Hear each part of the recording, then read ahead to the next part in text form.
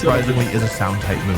After being boosted by Free, Frigorif actually can do a respectable amount of damage, and although it often isn't picking up one-hit KOs, it's actually a very valuable trick to attacker because it's a fake out and it's consistently outputting like decent amounts of damage with like boosted Hyper Voice or boosted Psychic, and so if you pair it with other bulky Pokemon like Rillaboom or Incineroar or other Pokemon as well, you can actually use it as kind of this Trick Room setter that also works as a support Pokemon outside of Trick Room. It can actually be a sweeper inside of Trick Room. It's a very interesting Pokemon that doesn't play a lot like other Pokemon that we've had that set Trick Room up. In his debut season, Frigorif had a couple good performances and actually got second at the World Championships, almost taking home the whole thing. What I think is neat about it is that sometimes Pokemon that do well, especially early on in a generation, they tend to struggle a bit more as the power level increases, right? Like stronger Pokemon get added, and that makes like, the Pokemon that we thought were good, like slightly harder to use, right? Like there's a lot of Pokemon that really struggle once Incineroar becomes legal in a metagame because it just like invalidates so much.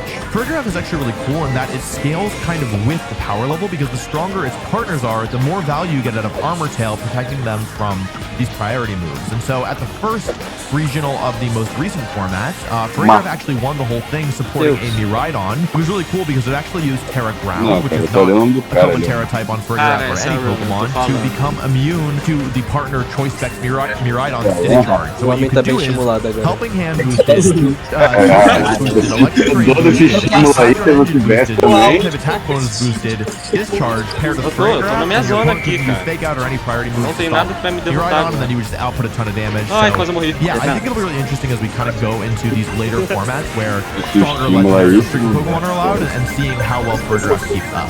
Also, quick question, how do you feel about subscribing? In all seriousness, this is my full-time job, and so if you're enjoying the content, it's a really good way to kind of support me and help me make more of these videos. Also, it helps you all out because if you like this video, which God, I hope so. We worked really hard on it. It'll make it more likely for YouTube to show you future videos, and one of every type. So, if you want to see more of these videos, or you're just like want to support the current channel, or other types of videos that I do, it's free, it's easy, it just takes one click, and it helps me out a lot. So, yeah, I know that like, people might find this kind of somewhat, annoying, but I really appreciate you all having grace with me as I try and figure out how to actually be a YouTuber as a career. Coming in at number 5 is another Pokemon with the same typing as Frigorif, Indeedee. Indeedee is also a more recent addition to the list, because it was added to Sword and Shield, and it's incredibly strong. There are two Indeedees technically, because Indeedee is one of the few Pokemon that has different stat distribution and depending on so we're talking exclusively about Indeedee Female here, which is the more supportive one. Indeedee Male is the more offensive one, and it's not as good. Indeedee Female is incredible because and disability as well, I should say. Indeedee Female is incredible because while they é verdade. Eu me lembro,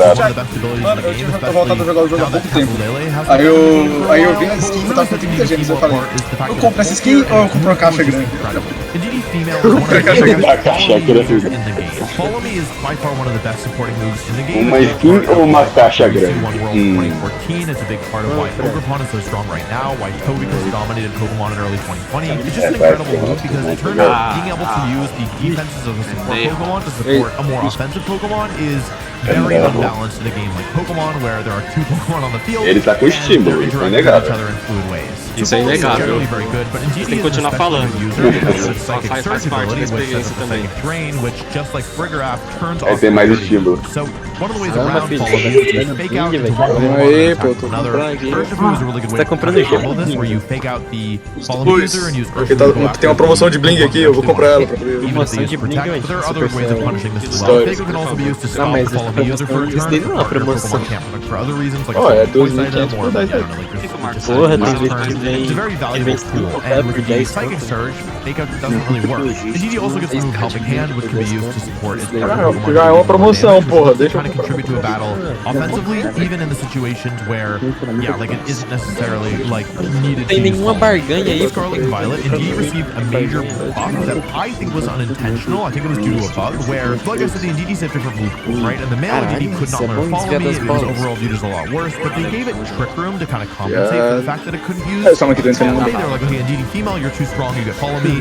Indeedee Male, you can get the really good Trick Room, right? Well, due to, I think it was a bug in Scarlet and Violet, Indeedee Female could learn Trick Room, but only if you caught it in certain max raid dens. Like, there were certain raid boss Indeedees that were able to use Trick Room, Indeedee Females, that were able to use Trick Room when they would otherwise be able to use it. And after, like, it was out for a little bit, they like, the game developers just like were like, okay, we kind of messed up, so in DD female now you can also learn Trick Room just normally. Like you got it. Like our bad. Like we messed up and we were gonna kind of like fix it. Because what are you gonna do? People caught in DD female with Trick Room, and then you're gonna say, okay, those DDs are like not allowed anymore. It was like not really something that they wanted to do, I guess. And so they just said, okay, in DD you can actually use Trick Room now. So a huge buff, one of the best Pokemon out of Sword and Shield. DD is another Pokemon that kind of scales with the power level because same as this Burger app, like being able to use Follow Me becomes more valuable when the Pokemon you're supporting are even more powerful. Psychic Terrain also enables a lot of offensive strategies. Like the most obvious one is the move Expanding Force, which is a Psychic type move that becomes much stronger if Psychic Terrain is active. It switches from being a single target move to hitting both your opponent's Pokemon, and so it enables kind of a whole style of play, normally called Psy Spam, which typically are built around these really strong Psychic type attackers, and either using Trick Room to set them up and try and sweep a Pokemon like Hatterini and Armarouge, or alternatively using an out-of-Trick Room strategy with Iron Crown as the most recent addition to overwhelm the opponent. You can also use Caloric Shadow with this strategy. So yeah, if you thought dealing with just Astro Barrage was a pain, now you might also have to deal with a second spread move while supported by Follow Me and Helping Hand. And DD isn't higher on this list in part because it hasn't been out for longer, and also because it has like some counterplay built in, because a lot of its like value is built around the fact that it does sort of the Psychic Terrain. Opposing terrain Pokemon like Rillaboom, mostly Rillaboom right now though, if we ever get Tapu Koko back. And actually Miraidon, we have Miraidon. É tipo aqueles ursos lá que tipo fala pra você prestar atenção na bola e tem um cara com uma roupa de urso passando.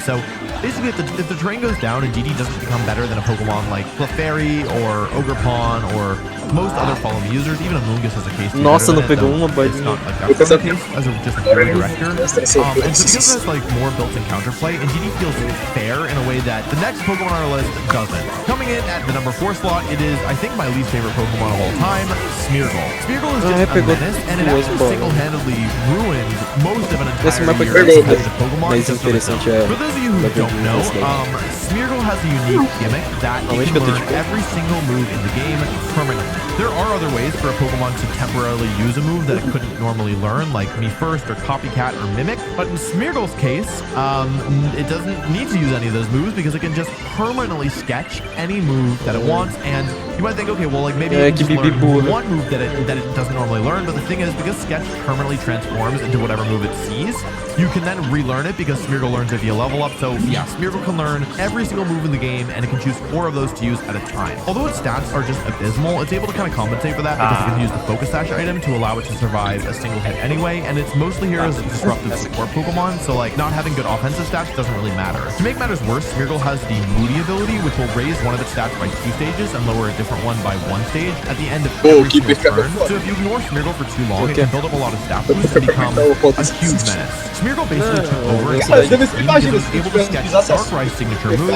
Dark Void. This move is only 80% accurate, it was only 80%.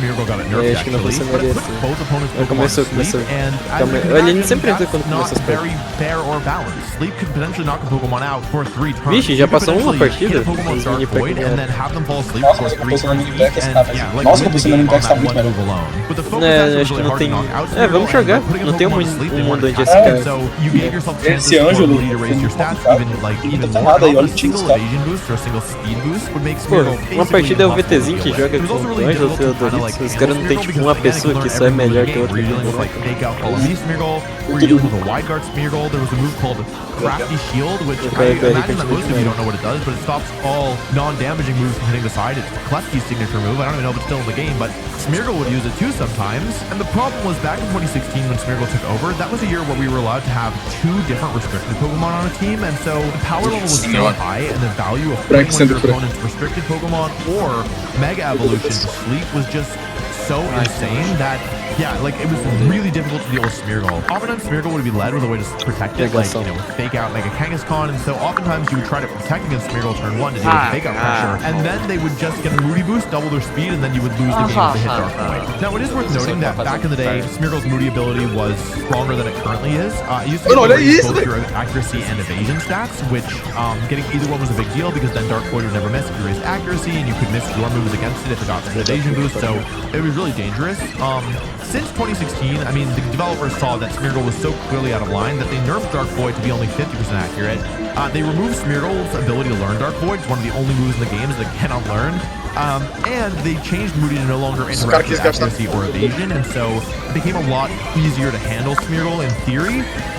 But that didn't stop Smeargle from taking over the next time Pokemon in 2019. It turns out having the ultimate support Pokemon that can still put your opponents to sleep with. Initially it was 4, but then people started running Lovely Kiss to get around Grass types immunity and Safety Goggles immunity, which was very stupid. But yeah, supporting really powerful Pokemon with Smeargle like Xerneas or Mega Rayquaza or Lunala or really your Primal Groudon, like it still was a very good supporting Pokemon. It's funny because if you just look at its stats and its abilities, like you might think it's not that big a deal, but yeah, Smeargle was a complete menace. It is worth noting that Smeargle hasn't been so good. I don't even know if it was in Sword and Shield, but I don't really remember it ever doing anything, and it just recently got added to Scarlet and Violet.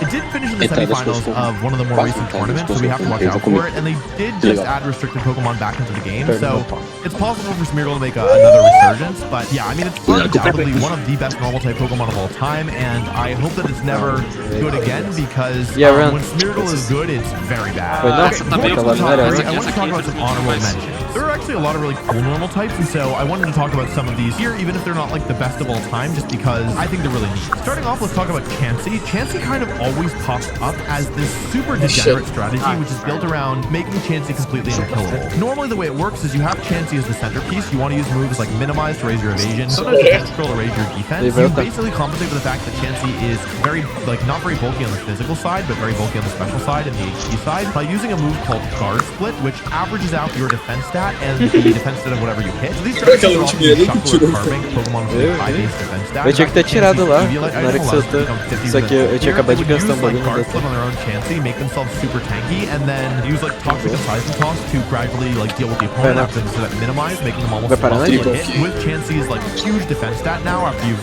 Guard Splitted it, and also impressive special defense stat, it takes like several hits to get rid of it. Chansey can heal itself. Yeah, like it basically was just impossible to deal with. It like never won a major tournament, but it was always a strategy people had to be aware of, and it definitely made a lot of people very angry online. Next up is Ditto. Ditto is another Pokemon. Você comprou!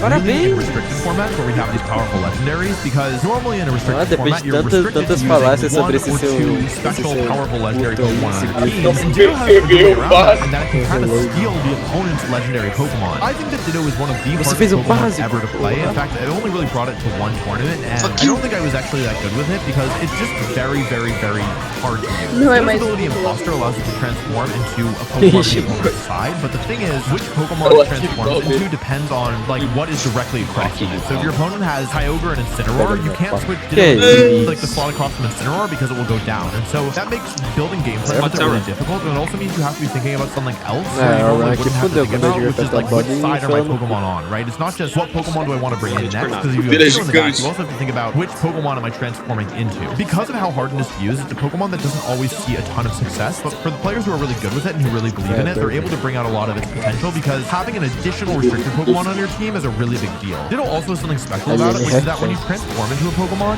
you copy their stat boost as well, so it can be really good against Pokemon that boost their stats. The most obvious one is Xerneas. Xerneas obviously doubles its speed, special attack. Ditto can copy that, almost always holds a Voice Guard item, and then you have a faster setup Pokemon. But it was also used a little bit to try and counter Zacian, where Zacian basically, its ability to Intrepid Sword gives it an attack boost, and it would send out Ditto, turn into Zacian, and you'd already have the +1 boost from Zacian's Intrepid Sword. But Intrepid Sword activated back in Sword and Shield every time Zacian was sent out, and so Ditto would then activate Intrepid Sword again, because that counted as like sending Zacian out basically. So you can have +2 attack Zacian compared to your opponent's +1 attack Zacian. It's really difficult to use Ditto, like just unbelievably hard. So it's not a Pokemon that sees a ton of play, and I didn't think it was worth including on this list. So I thought it was over Eevee, but it's such a cool Pokemon with such like, and it's so unique and special, and nothing else really does like what Ditto does. Ah, mas não dá pra saber como que é o barulho porque tem Porygon Z. essa impressão de Porygon Z is vídeo. interesting. It was really at its best during the Sword and Shield and mostly Sun and Moon eras, especially the first year of Sun and Moon. Porygon Z was quite good. Porygon Z was a menace with Z moves. It was one of the strongest attackers because it has like obviously Hyper Beam, which is really strong, but it also has the adaptability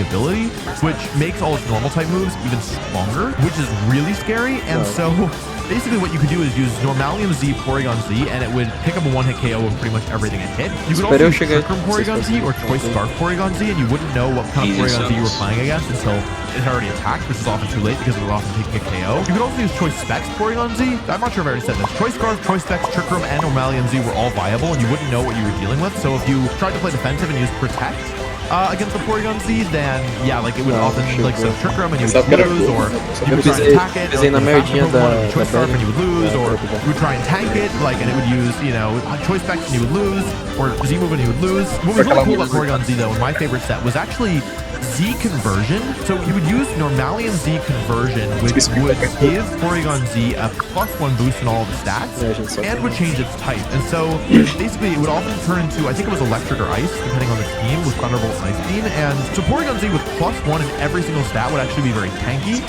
It was very difficult to deal with. You would build the whole team kind of around supporting it, and you would change your type. I think it was normal electric that you would turn into, and you would use Thunderbolt, which was not only getting boosted by the special attack boost, it was also now getting boosted by adaptability, because now you're an electric type Pokemon. This set was used by my good friend Mark. I think it was originally popularized in Japan, and he almost won the North American International Championships back in 2017, and it was just such a cool team that I wanted to mention it here. Porygon Z is not that tanky, but with Dynamax it was able to really stick around, and not only did Dynamax Hyper Beam with adaptability boost do immense amounts of damage, but it also lowered the speed stats of both your opponent's Pokemon, and so it allowed Porygon Z to be this attacker. It could combo with Life Orb, and it could also just like output so much damage and control the speeds of the battle that it was pretty threatening. It didn't like hold up so well once the power level increased, but initially at the start of Sword and Shield, it was a really scary Pokemon. Last but not least in our honorable mentions, I want to talk about Regigigas. Regigigas is one of my favorite Pokemon. I actually brought it to a regional back in 2012.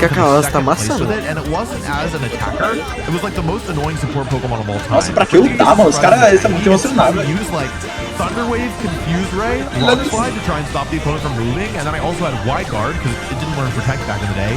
I don't know if it gets Protect now, actually. I think it doesn't, but maybe. Anyway, I would use it as this horrible support Pokemon, which just met my opponents and you like prevent them from moving. There's a really funny replay somewhere of I have turns like battle me, and I think Regigigas stops his entire team from moving for like 4 or 5 or 6 turns. It's very funny to me, not to him. But the real Regigigas set is the one that took off during Sword and Shield when they introduced Weezing's neutralizing gas ability, which turns off all abilities while Regigigas is on the field. This set actually saw a ton of success towards the middle of Sword and Shield because Dynamax Regigigas using Giga Impact like in Dynamax form, same as Porygon Z, it would lower the opponent's stats. You couldn't use any abilities to slow it down. So no like Intimidate, you couldn't use Prankster to get a speed advantage, you couldn't use Unseen Fist, or really anything because Weezing was slowing like your entire team down when it comes to their abilities, and Weezing was also disrupting with moves like Will-O-Wisp and Taunt. Regigigas has incredible coverage. A lot of normal type Pokemon have really good coverage, and so it would be able to output so much damage on so many different types. Like you could often run 4 attack Regigigas with like Giga Impact, Thunder Punch, High Horsepower, Ice Punch, and it was just really difficult to deal with. I actually ended up playing against one in the Grand Finals of the Players' Cup 2, and it was really difficult to handle. Like I had to make a lot of really precise calls in order to somehow handle it. But anyway, because it was only really good in that one like Shield, I left it off of the time list, but I think it definitely deserves an honorable mention. And like Dynamax is really good to Regigigas. It's not so good. I think it'd be cool if there were a time in the future where like Regigigas Weezing could come back. Maybe not quite as strong as it was during Dynamax like era, but maybe it would still be usable, and that could be cool. With the honorable mentions out of the way, let's talk about the 3 best normal type Pokemon of all time. Starting with Porygon 2. Unlike Porygon Z, which plays this fast, offensive, like really threatening Pokemon that's aiming to just take one-hit KOs, Porygon 2 actually plays completely differently. Because Porygon 2 is not fully evolved, it's able to hold the Eviolite item, which actually increases its natural defenses to great levels. It actually functions primarily as a support Pokemon that is not so similar to Fergiraf, where Fergiraf has a lot of utility. Porygon 2's main value is that not only is it super difficult to Nossa, o Victor ele quebrou.